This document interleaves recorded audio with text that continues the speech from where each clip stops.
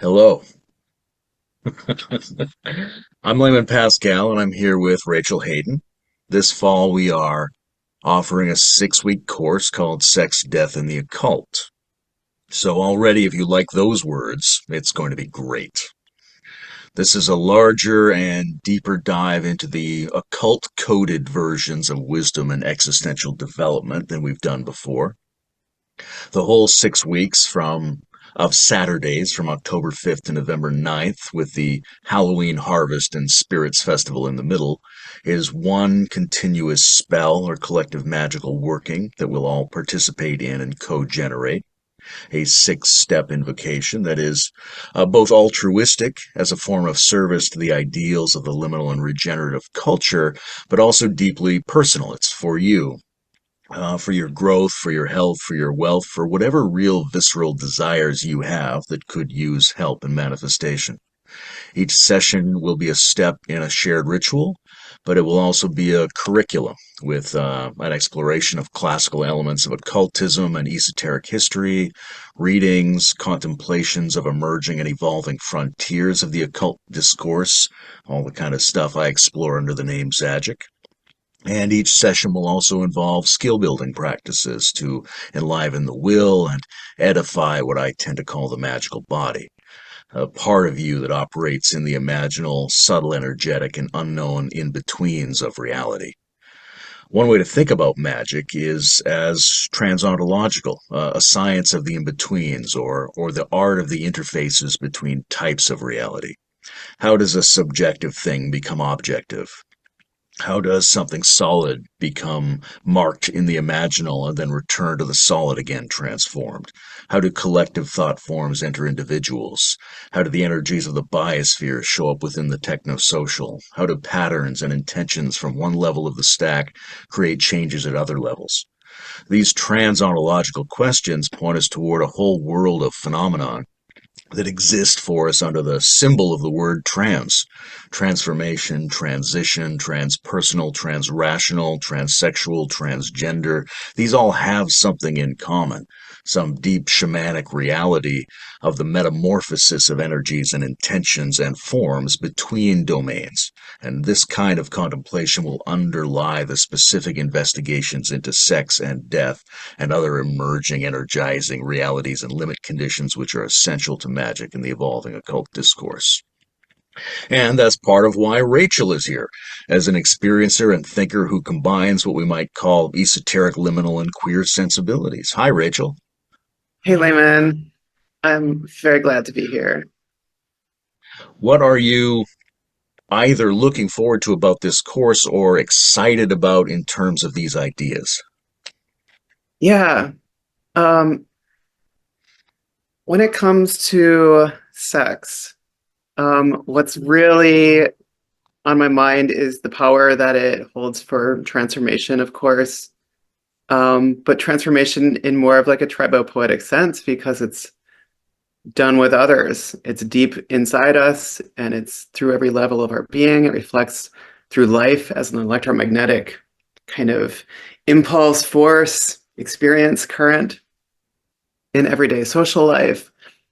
And so the kind of transformation that it's capable of evoking to me is much more intertwined with like the socion, with like how we are as a tribal person with others. And so we can kind of use it to reflect on our growth, that it doesn't maybe careen as far astray, and of course this is completely different from the individualistic view of sex as thing that we have right now, right? As a part of our personal transformation, it's interpersonal when it comes to sex. It's always like with regard to the other and how we're unfolding in concert with others or not. So, it's tied in with death, it's tied in with violence, it's tied in with these other realities of our life, and it can be played with in those ways in a really thoroughgoing manner. I would say much more in my experience than some of the other like, methods of personal transformation. And that's maybe just me, but as far as death goes, it's got that element of closure, which, you wrote about in one of your Zajic blogs. And I really appreciated the idea that, we need to kind of be mindful of closure when it comes to ritual, when it comes to our lives, how we tend to be so open-ended and future-oriented that we don't look at the past and take care of what's happening.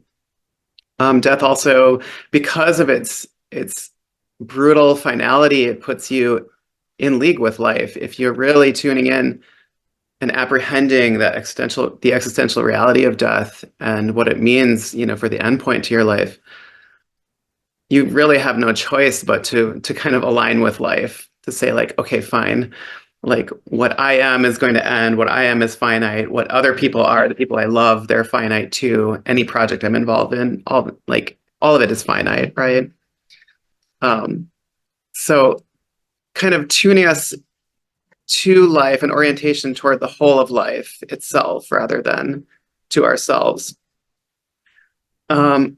One thing that we miss a lot of in life is a full mourning process. And so to me, death also helps us get in touch with circular time, so to speak, kind of a hyper time reality that one accesses. Death also gets us in touch with the nature of time as hyper time, as a more circular, so to speak, kind of time, which to me is immensely, in some way, peaceful, although I wouldn't call it any kind of human peace. But it has the capacity to kind of restore us to like a wholeness of being as well. And then there's the beauty of death, which is also an inhuman kind of beauty, like radiation from a black hole. It's all consuming, all crushing, but then there's this magical beauty also emerging from it. So that's number two. And then the occult. For me, as a total misfit in a lot of ways in society, I also feel misfit in religious structures, even the religion that's not a religion. There's a really powerful, beautiful feeling of resistance to sort of joining those kind of systems and working within them. And I found it ultimately impossible. So for me, it's a necessity to explore other methods like the occult and look through, what I can do as an intuitive, what kind of intuitive pathways I can find as well, and with others who are also idiosyncratic to this degree.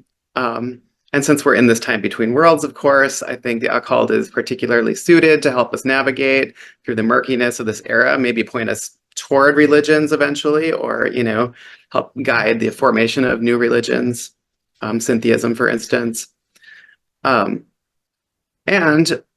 because of its murky nature, I think the occult is so well suited for dealing with sex and death. And those are two things that have been inmurked by our current society. The way that we handle these things is to shove them under the covers. So to me, like, it's got a lot of potential.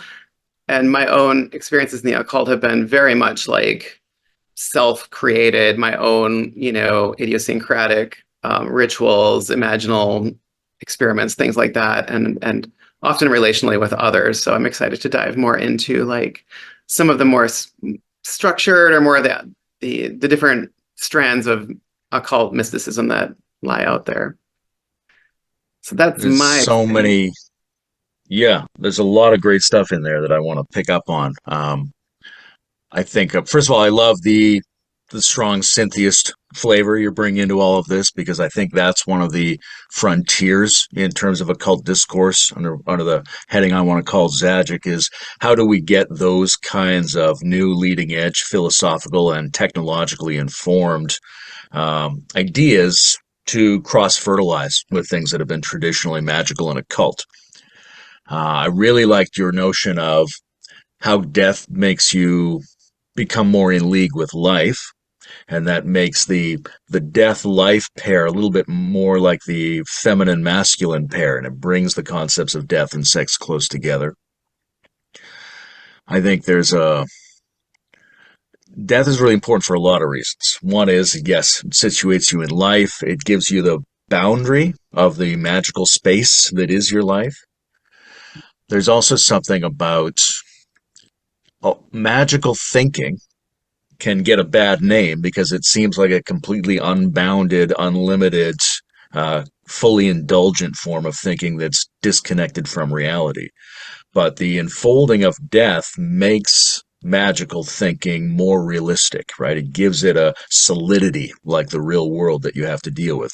Magic is not just the endless possibility of whatever you can imagine becoming real. There's definite structures, there's definite limits to what can be done. Although we can push those, we can't push them unless we find them and push up against them. The limit condition, I think, is essential in anything. Like every ritual, every ordeal involves you blocking something, suspending something, creating an inhibitory condition of some kind. And like you mentioned, one of the things I've really been focused on is the importance of the closing of the ritual, the banishing spell at the end. My sense is that one of the major reasons occult workings fail is because we don't cut them off properly at the end. I feel like if you cut them off, it's like a creature. It dies and it goes back into the ecosystem, and then new things can regenerate. If you cut it off, it can return. If you leave it open, it kind of sloshes around and gets lost and doesn't come back and can even sabotage you after a working. I think there's also this, like in that last course that I did with Scout, the notion of the teratogenic, of the monstrous. There's something inherently welcoming to the occult capacity in a human being about the discomfort, the unpleasantness, the grossness of death and decay and finality. And it's one of the reasons why the graveyard as a liminal space or the observation of danger and dark and death-like conditions has played such a role in the occult, because that's really it's sort of where the veil is located. When you go up against that thing, and most people pull back, don't want it, or want to classify it, or cleanse it, or marginalize it under some kind of daylight operation. But we have to be welcoming to the lunar and the dark aspects of these things. Also, you're speaking of that, of the kind of rebellion of the dark against the light, as a form of the light.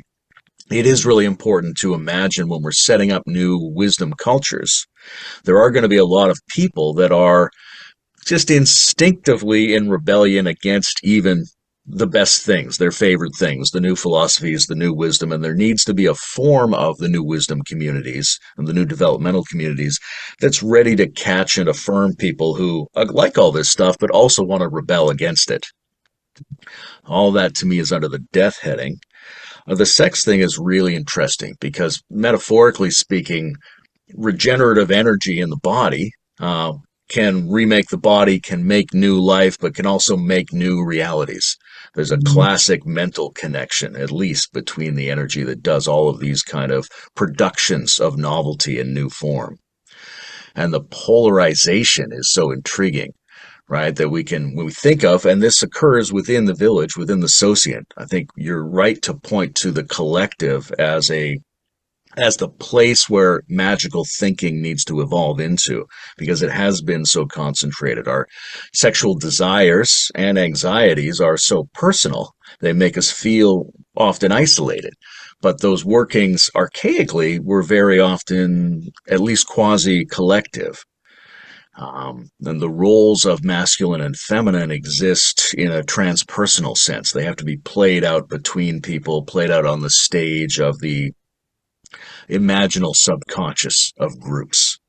And I think as we start to think about egregores and other kinds of large scale magical processes that are on a lot of people's minds lately, we need to be thinking about how the really deep eros and the really deep biologically accelerated versions of subtle energy coming into the system are going to be used in the collective, in the village, in the new tribes, in the new culture. And that has something to do with polarity, has something to do with an energy between the positive and the negative, between the masculine and the feminine, in any number of different forms. And that one of the things that intrigues me is those forms can be sort of separated between two people, or they can be kind of enfolded within single individuals, right? And then one of the ways that that's done is shamanic liminal play between gender roles. One of the ways that's done is with people who've done a really interesting magical working, right, that you can sort of attest to, which is, what is it like to transform yourself? What is it like to have a will and a desire and an idea that then reshapes the body, reshapes the social role, and to some degree reshapes the social reality for others as well? Like, how do you think of magic as a component in gender transformation? To me, it is, it became instinctively one of the central parts of gender realization, transition, transformation, because it was obvious to me that existing, like thinking about gender transition was really superficial and sort of misguided. And I, instinctively would just like sense into like other beings, forms of myself, forms of other people, symbols, performing in drag as a punk rock trans singer, Laura Jane Grace, to sort of like bring that energy, like all of it in retrospect was sort of like an occult ritualistic attempt to engage in that future self that I was like feeling the pull of, but couldn't directly make myself be, by force. Looking good there, by the way. I'm terrible at this, but I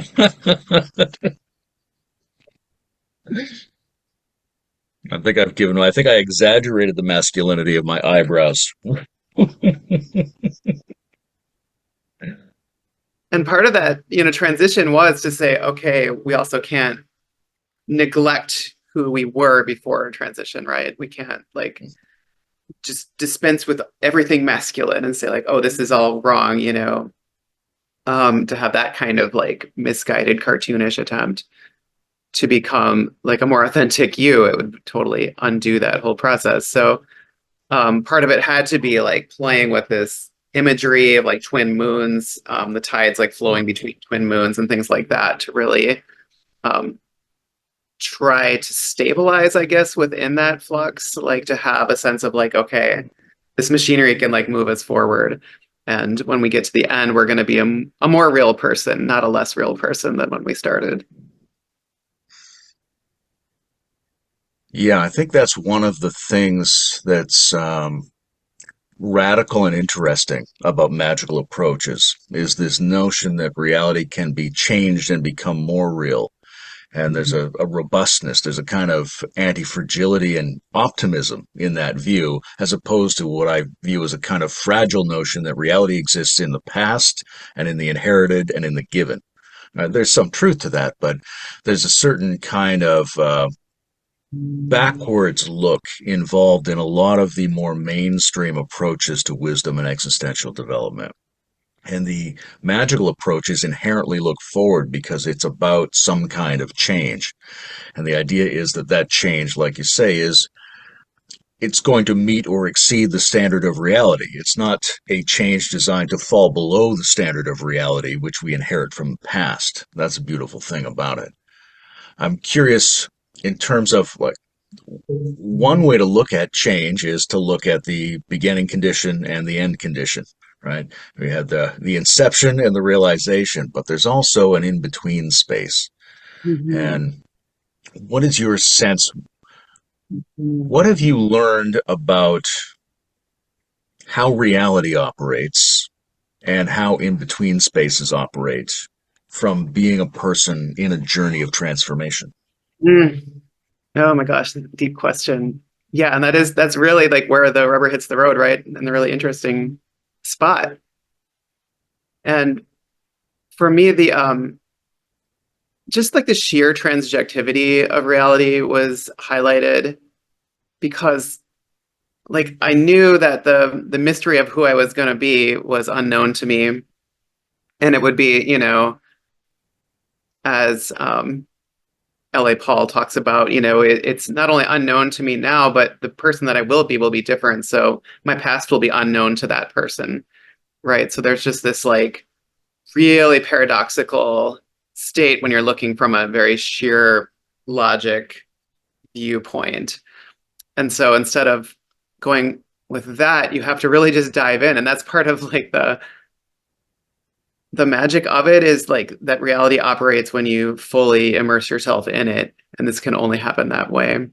And it's a simple lesson, I know. It's not like, anything new, I don't think, but the sense of it when you're in the midst of it, and that you have to rely on others, including the others within yourself, the others who didn't previously exist in yourself, as well as others outside.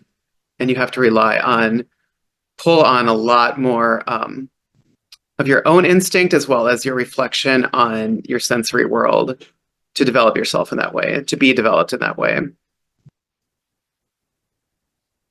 It seems to me that there's a movement going on in the overlapping leading edge fields now to re-embrace or re-explore the notion of entities. Right? Even John Vervaeke's been communing with Hermes under the heading of internal family systems, but there's an ancient shamanic and occult art to how we deal with Mm. imaginal and or quasi-autonomous non-human beings of various kinds. Do you see that as something that falls outside of the type of syntheist worldview that you've been bringing into this, or is there a way for anomalous non-human imaginal entities to really play a role in a Bardian future? Oh my gosh. Speaking for Bard sounds intimidating, but why not? Yeah, just in my experience, part of the end stage transition has been interacting with this kind of triple entity that is me and Brigid, the goddess, and like an ancient priestess of Brigid simultaneously. Um, so the reality of that has to be, in those experiences, the reality of that is unquestionable. Like it's not something that I'm like consciously, like, oh, well, because of cognitive science, I will do this and that, because of how my mind works or whatever. It just has to be at least experientially for me. Like again, you have to dive in. You have to be thoroughgoing about it. Otherwise, it's not gonna work. And it works on you in mysterious ways that you can't predict using any of your previously existing philosophy or beliefs. So yeah, to me, I mean, it's essential. Like I have sort of a contradictory faith in like atheism, the absoluteness of death, that kind of thing, where I hold that, and then I also hold, but you have to live as if this other reality was as real as it seems to be at the same time. And I think that maybe the paradox, I would say, is the most important part of that for looking into a syntheist future. Yeah, death is, um, to me, it's fascinating because it's a more intense boundary condition than we often give it credit for. Right? There's a sense in which, an everyday kind of materialist sense, that of course we're all going to die, and that it's largely fantasy indulgence to think of ways in which you're going to magically exceed your mortal destruction. Mhm. But on the other hand, there's something about death that's inherently mysterious. It not only brings the organism to an end, it brings to an end um, the potency of the organism's speculations about the nature of reality, right? Mhm. So it's not that death is just the end. It's like death is the end of our ability to tell whether it's even the end or not, right? There's a Mhm. real barrier there that applies even to our cognition. And these barriers fascinate me in terms of magic, because magic coming out of these shamanic compulsions toward liminal conditions orient to these boundary thresholds in really interesting ways. The boundary between male and female, how do you play with that? Between life and death, and between conscious and unconscious. Right. So one of the questions always is, what is magic? Do we mean something that is just an access to wonderment? Is it a throwback to primitive thinking? Is it a certain kind of aesthetic approach to self-development and organizing the world? Or is it something like Crowley's notion of the art and the science of causing change to occur in conformity with will? But a lot of my fascination and a lot of the work I've been doing on it revolves around agency and intention, which are often underemphasized in other wisdom traditions, but also around the subconscious. And it seems to me that more than any of the other forms of self development and wisdom production, that the occult approaches treat the subconscious of the individual as the agent, right? That you're going to, if you want to do magic, you have to take your intention and somehow pass it to another part of you, to a self that is othered, and trust that that one has the power to do it, and then support that by making that one more powerful somehow.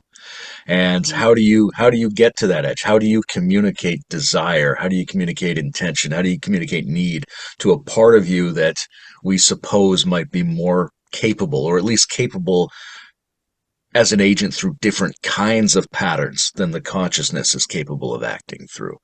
I'm curious how you relate to subconscious potency. Mm-hmm. Yeah, going back to gender transition, that was like the whole thing for me because I had no roadmap of the kind that I sought, right? I could not. No one was going to tell me that I needed to like follow glowing little lights in the darkness and listen to Massive Attack at this certain time and dance in this certain way and then call forth this entity who was like a tribal being or something. Like that was not on my mind going into any of this stuff. And I had to really, I think out of sheer desperation, honestly, open up to those kind of things to say, like, I give up to something greater than myself in this case, and I will have to dance with this. And actually let it lead the dance to make it happen. So to me, I mean, that's a really great point because I feel like the engaging with the unknown, with the partially known, with the subconsciously known or unknown, is an intriguing part of occultism as well. Are there are there magical dimensions of reality that, under ideal conditions, um, the queer and trans community could be our teachers about? Mhm.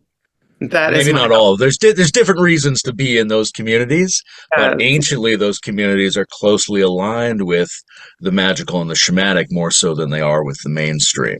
And is there a future wisdom there that we should all be thinking about gaining access to in some fashion? There seems to be some sort of um, catalytic power that I've been able to bring out or have brought out in situations where there's like kind of a like experimental ritual or group process kind of practice unfolding. So um, it's never been anything I've intentionally been able to bring out. Like, I mean, there is an intention there for me to participate, to, try to fully bring whatever gifts I have to a situation. But for some reason, it seems like maybe it's the electromagnetic play of gender, but it seems like that there's a power that others are able to draw on and enhance their own like ritual creation. Excuse me.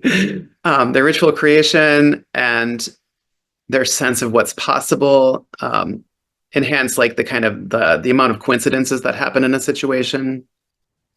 Again, without me having any foreknowledge of this or attempt to do any of this stuff. Um, and one of the participants in one of these ritual settings told me, like, Rachel, you're the most powerful person at this gathering. And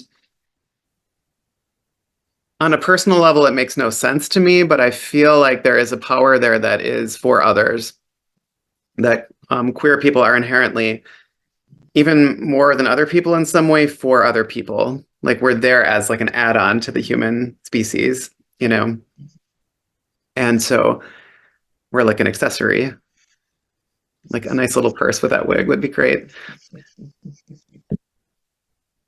And that's where I want to go with it. I don't know specifically why it's happening or what's going on, but it feels like there's this weird little fairy light that I have that can sort of reflect back into this greater burning flame that's available to the group to use. Hmm. Yeah, I love that. It seems like, there are legitimate social reasons for people who are marginalized due to the fact that they strike other people as weird or anomalies. There's legitimate reasons to push back for emotional and legal normalness. That's very reasonable to expect, including all the safeties that go along with that. But there's some information in the fact that people treat things as weird and anomalous, right? And there are a number of different categories of human beings who often create feelings of weirdness in others. And I think we don't want to lose that, right? We need to handle it intelligently, handle it safely, not let it be emphasized at the expense of other things. But something about the occult is inherently peculiar. And I think that's one of its real features because in my reading of the history of ritual, of practice, internal and intersubjective practice, it seems like the sacred is dependent on the uncanny to some degree, right? That we're not really doing the ritual unless it feels weird. And if you have a scenario where everybody comes, they know what the ritual is, they all go, oh, this is the ritual, it's not really a ritual then, right? It's a habitual social performance. It may have some everyday value for people living in a group together, but it's not the magical dimension that they turn to their witches and wizards and shamans and sages for. In order to access that dimension, it has to be a like an upgrade or a refinement of the thing about each of us and the thing about the world that seems deeply strange and makes you wonder if it fits on the normal map with everything else.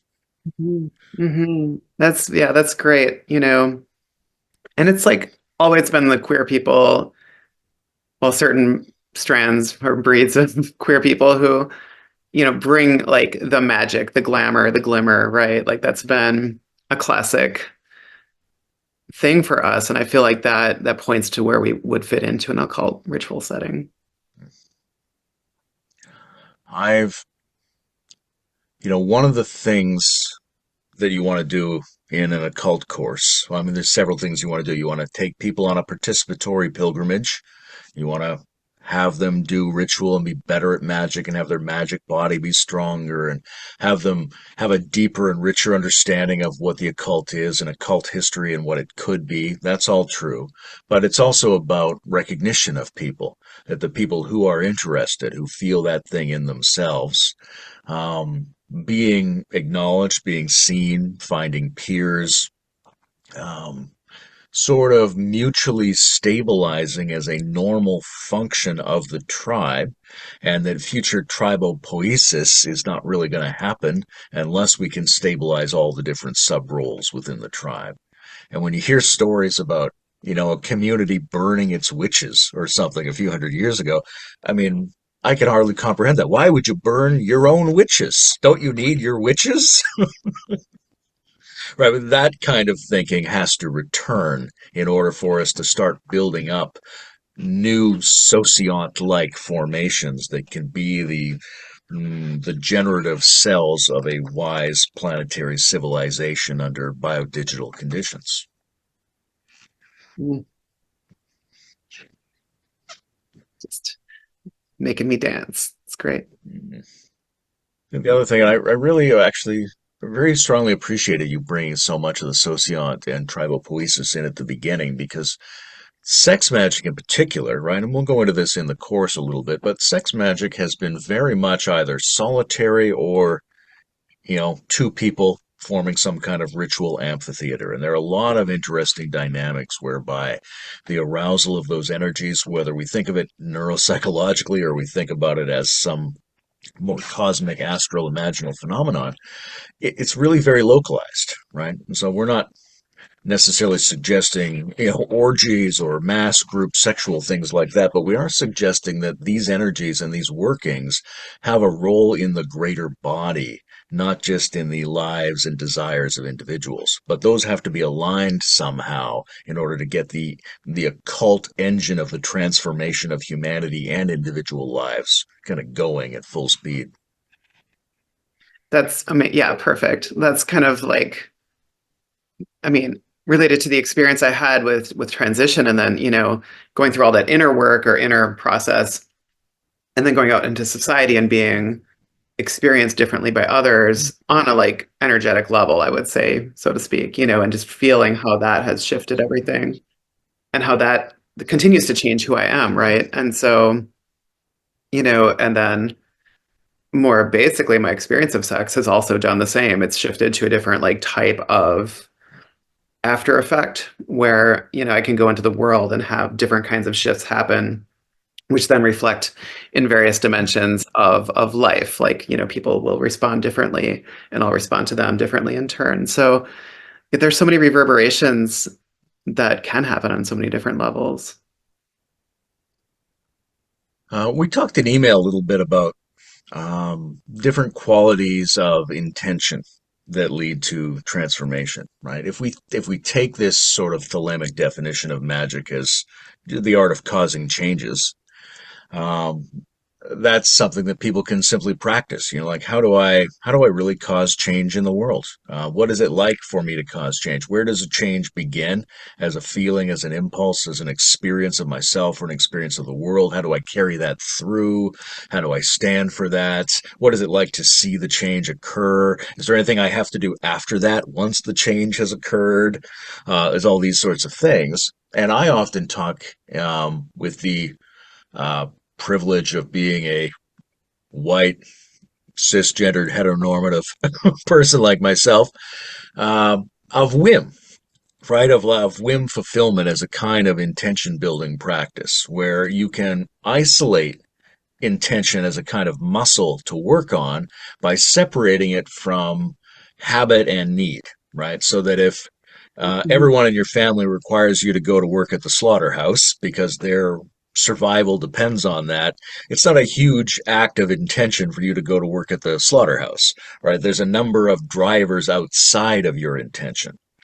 Likewise, breathing is not a tremendous act of intention. I've got a whole bunch of biological mechanisms built in that just make that happen whether I want to or not. So if I wanted to practice intention, to make my intentionality stronger as a force for change in the world, as a way of being a stronger ontological participant, I would choose something that I absolutely don't have to do. No one's making me do it. There's no overwhelming necessity in any way. However, that's only a subset of the possible motives for transformation, because when a person does the really extraordinary magical working of changing their body and identity and social position, which is a huge spell, I don't think that's adequately appreciated in occult communities. That doesn't necessarily come out of whim. It comes out of some other factors. And I'm curious how you think about the different kinds of motivations for magical workings. Mhm. Yeah. I found in my life, I mean, the most potent stuff does come from, I hadn't thought of it in terms of the word whim, but it's definitely kind of like that. Like the space between normal reality or something that you just play in automatically. And when you do, other people are like, wow, that was really fucking weird or something like that. But to me it's not strange. It's this very natural instinct almost for playing that way. And then with regard to like a longer term project, something that maybe is more like intentional in the sense of necessity, like you want to make something occur, you need to make something occur. I mean, it still feels like the only way to do that is to have some of that lightness of whim co-occurring with your, strict project or whatever. Um, Otherwise, you're just not making any room for life as it comes into that project, right? Like, so that's my like off the cuff kind of answer to that. I As you was say curious that, I think of about it. sex and death again, metaphorically speaking, because there are two approaches to doing workings, and we'd like to explore them both in the course. And one is passion, right? Crowley called energized enthusiasm the root of ritual. and you go, I really want this, I really need this, can't imagine anything greater or more authentic than this kind of a transformation. So I've got my energies analogous to my sexuality. I've got my visceral desire energies aligned with this intention, this symbolism, this practice, this group phenomenon. But the other side is a kind of approach which says, um, Vadim Zeland, there's a Russian theorist of manifestation from the last 15 years who proposed this, that you have to be very careful not to want or fear anything too much if you want it to manifest. It's got to be kind of neutral.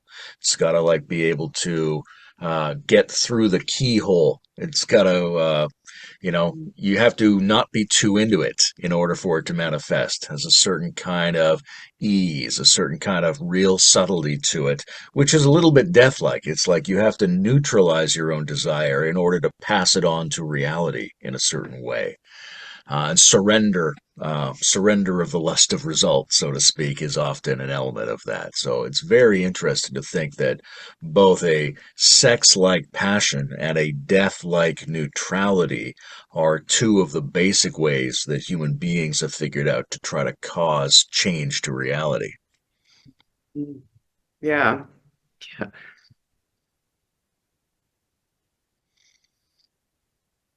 It's like you have to go in, you have to have the passion and then almost act as if you didn't, in a sense.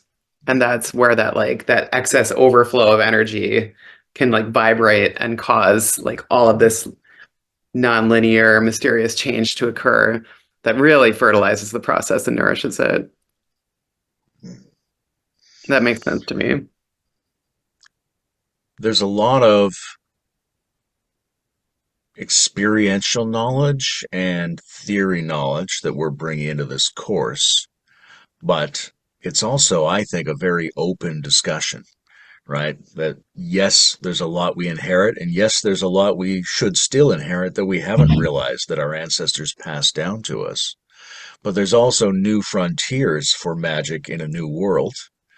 And one of the things I'm hoping that participants in this course, which is both a curriculum and a ritual, is that they're bringing in knowledge and wisdom for us and for each other as well, because it's a kind of tribe forming field effect to figure out what the magical dimensions of being in the new civilization, of being the new kind of human under the new conditions is going to be like. And it may be that it's more important than ever to have something like magic at the center of tribopoesis because so many things are up in the air now, right? That like the connection between sexuality and reproduction is not what it once was. The anatomy of a human being is not what it once was. The nature of machines is not what it once was. The confines of DNA are not what they once were, right? A lot of things are open now for transformation to occur in a way that they were previously mostly closed. So we're going into this new phase with all kinds of new tools, all kinds of new leverage about the number of different modifications we can make to reality. That means that the role of occult thinking has got to be um, it's got to become more prominent and it's got to be more robust and limited and expansive and ethical and functional in order to play that new amplified role that I think it has to in the tribopoesis of tomorrow. Mm, yeah, delish. Yeah, because it just opens up all that space. And like, what better to deal with the swampy waters of now than a swamp? Hmm. We need to beat the swamp. We need to be the swamp. All right, that's the course slogan. I love it.